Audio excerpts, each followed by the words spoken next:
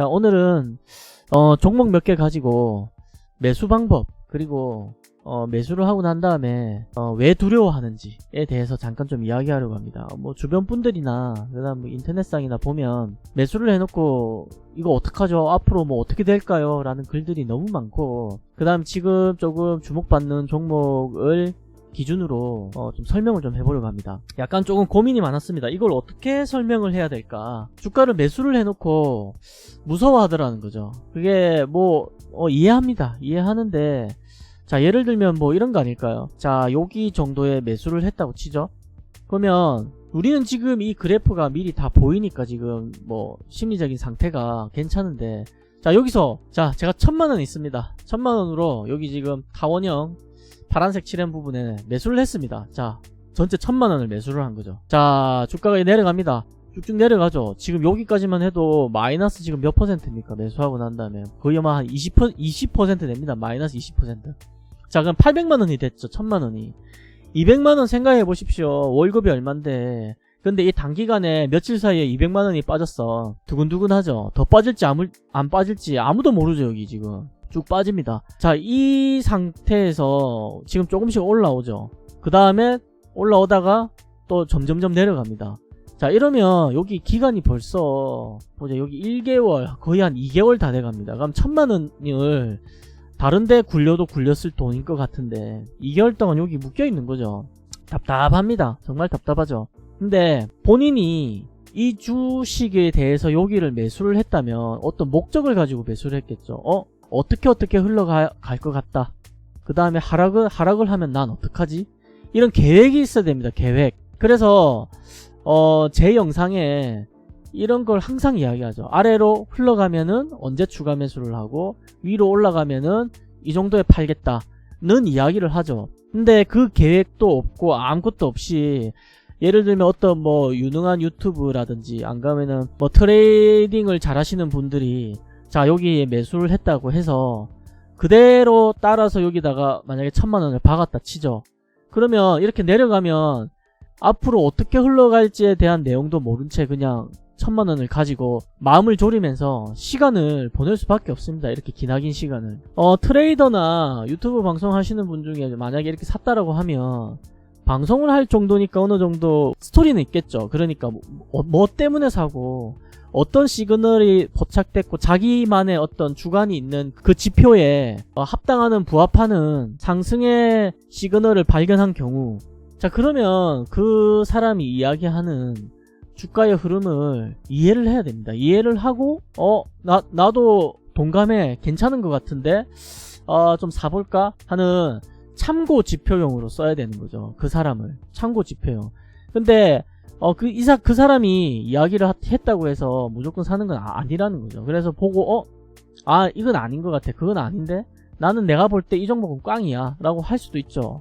진짜 꽝일 수도 있습니다. 자, 만약에 꽝이 아니다 라고 했을 때, 그럼 이 사람은 매수를 왜 했고, 올랐을 땐 어느 정도고 내렸을 땐 어느 정도에서 추가 매수를 할까 또 봐야 됩니다. 그러면 동감하고 충분히 좋은 지표가 되고 자료가 됐다라고 하면 어떻게 해야 되는지에 대해서 잠깐 이야기를 해보겠습니다. 자, 제 평단은 여기 28,266원입니다. 여기 지금 마이너스 3.83%죠. 자, 종목은 바이넥스라는 종목인데, 일단 첫 번째 바이넥스라는 종목이 뭐 하는 종목인지, 그 다음에 앞으로의 호재가 뭐가 있는지. 자, 주가는 개미가 아무리 사도 이렇게 급등을 시키지 못합니다. 이건 세력의 힘이죠. 절대 개미가 하나 둘 셋 우리 이날 사자 해서 이렇게 올리지, 절대 이렇게 올리지 못하죠. 이건 개미가 어떤 기사가 떴어 우리 사자 라고 해서 사는 게 아닙니다. 기사가 떠도 이렇게 사질 못합니다. 그냥 개미는 일부분에 물량바지용, 그러니까 물량바지용 일부 재료일 뿐이지 세력의 힘에서 이렇게 올라가는 겁니다. 첫 번째, 그래서 주가가 올라가려면 재료가 있어야 됩니다. 재료. 그러니까 호재가 있어야 되죠. 호재. 좋은 소문, 좋은 재료가 있어야 됩니다. 좋은 소스가 있어야 된다는 거죠. 앞으로 바이넥스가 뭐 한다더라, 뭐 할 것 같다더라 라는 게 있어야 됩니다. 그래야 주가가 오릅니다. 자, 그래야지 이 주식을 사는 거죠. 예를 들면 뭐 실적일 수도 있겠죠. 실적일 수도 있습니다. 자, 이런 것들이 있어야 됩니다. 이런 것들이 있어야 되고, 두 번째, 자, 테마가 있으면 더 좋겠죠. 테마. 자, 지금의 테마는 뭘까요? 지금의 테마. 지금은 가장 시끄러운 게 코로나죠. 자, 코로나 하면은 마스크, 백신 뭐 이런 거 아닐까요? 손소독제, 그죠? 그러면 지금 시기에 우리가 살고 있는 지금 시기의 테마는 바로 그겁니다. 코로나. 그 다음 지금 5G도 뜨죠. 5G, 반도체, 그 다음에 뭐 친환경, 이런 게 다 테마입니다. 테마.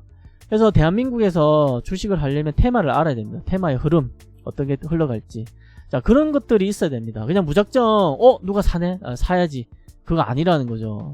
그래서 이 종목은 재료가 뭔지, 그 다음 실적이 또 어떻는지 뭐 이런 걸 봐야 되는 거고, 두 번째는 테마성이 있는지.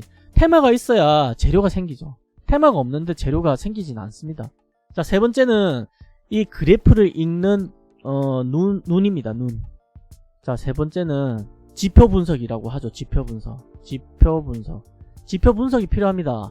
그러니까 그래프든 뭐 어떤 다른 지표들이 굉장히 많죠. 여기 보면 이거 보십시오. 기술적 지표 해가지고 이거 열어보면 굉장히 많습니다. 이거에 대해서 다 아시나요? 이거 엄청 많죠. 모멘텀 지표, 이런 지표들을 몇 가지를 가지고 분석할 줄 알아야 됩니다. 저는 뭐 이걸 다 키진 않았는데, 그런 지표가 수학적 공식처럼 어떻게 딱 정해지는 게 아니죠. 얘가 떴네? 그러면 주식이 오르겠구나. 그렇지도 않습니다. 그래서 주식이 어려운 거죠. 내일 주가가 올라요, 내려요? 라고 물어보면 다 두리뭉실하게 아마 이야기할 거예요. 오를 것 같습니다. 이러이러해서 오를 것 같습니다. 이러이러해서 내리지 않을까요? 라고 이야기하는 거죠. 그래서 이거에 대해서 명확하게 이야기를 하기가 굉장히 좀 껄끄러운 부분이 있습니다. 여러가지 지표 분석을 보고 자기 나름대로 결정을 하는 거죠. 이제 결정을 해야 됩니다. 왜냐하면 매수를 하려면 오를 거냐 내릴 거냐의 그 판단의 기로에서 나는 오를 것 같다 앞으로, 그 다음에 매수를 하게 되는 거죠. 자, 그 다음 네 번째입니다. 네 번째는 분할 매수입니다. 분할 매수. 자, 이거는 분할 매수는 위험에 대한 해지입니다.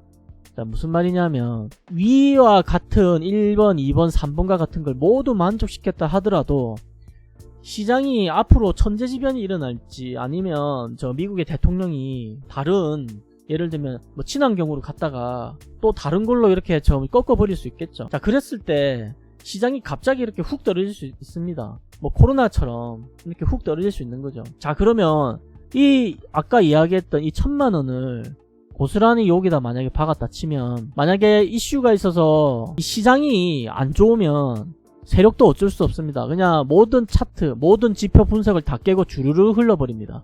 뭐 그런 거 없습니다. 이평선 이런 거 없습니다. 다 깨고 내려가 버립니다. 싹 다 깨고 내려가 버리죠.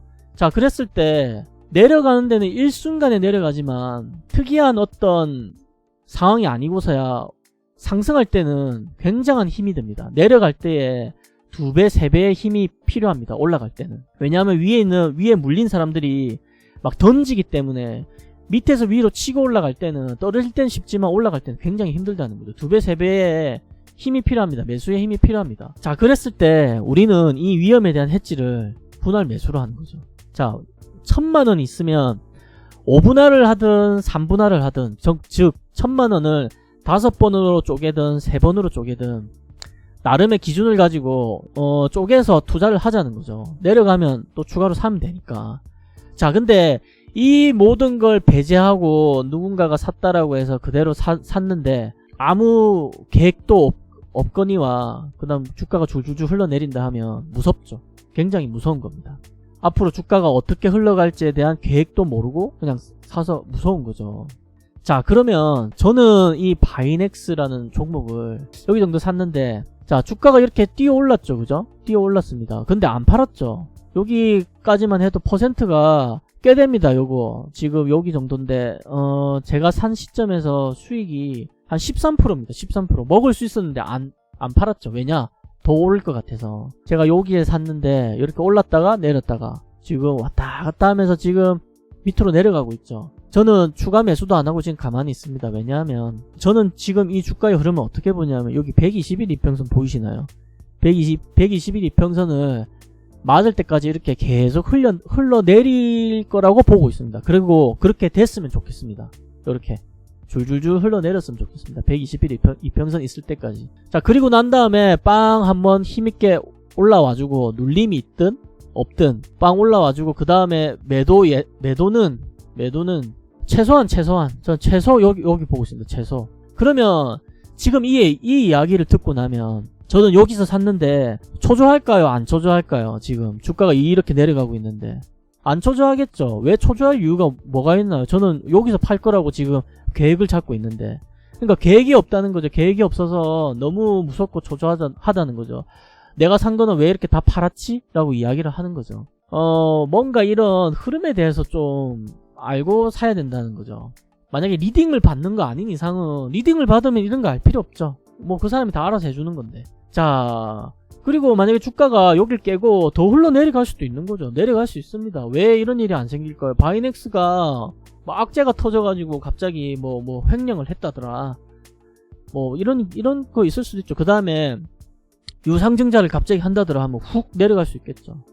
뭐 금방 올라올지 스물스물 올지 모릅니다. 그러면 또 여기서 추가 매수를 해야 되는 겁니다. 추가 매수. 자, 그럼 1000만원 넣은 사람은 추가 매수를 할 수 없겠죠. 5분할 한 사람은 추가 매수 올커니 하면서 하겠죠. 그럼 평단이 쭉 내려갑니다. 그러면 내가 여기서 팔 거라고 하면 수익이 더 크게 나는 거죠. 그래서 저는 사실 제가 산 시점에서 주가가 내려가면 더 짜릿합니다. 오히려 좋다라는 거죠. 아싸 이런 느낌이 좀 듭니다. 그래서 매수를 하고 난 다음에 플러스 시간이라고 했죠. 시간이라는 걸 투자를 해야 된다고 제가 매번 이야기를 합니다. 목이 아프게 이야기를 하는데 사실 안 들리죠 이거. 그리고 막상 투자를 하고 내려가면 무섭기만 하지 이 시간은 그냥 고통입니다. 고통으로 바뀌어버리는 거죠. 아, 이해는 하는데 우리가 주식시장에서 지금 이걸로 스트레스를 받을 거면 주식시장이 굉장히 힘듭니다. 몸 버린다 그러죠. 스트레스로 몸을 버릴 수 있습니다. 그래서 빨리 이건 적응을 해 나가야 됩니다. 빨리 적응을 해 나가야 돼서 좀 고쳐야 될 부분이 아닌가 싶습니다. 주가는 이런 식으로 흐르는데 주가는 오르락 내리락 할 수밖에 없죠. 무조건 100% 올라가는 주식은 없습니다. 올라가더라도 오르락 내리락 하면서 올라가죠. 이렇게 어쩔 수 없는 이런 환경에서 환경 자체가 이런데 내려가는 거에 대해서 스트레스를 받는다라고 하면 한마디로 사람이 숨 쉬는 거에 스트레스를 받는다라고 보면 됩니다. 이 환경 자체가 이런 겁니다.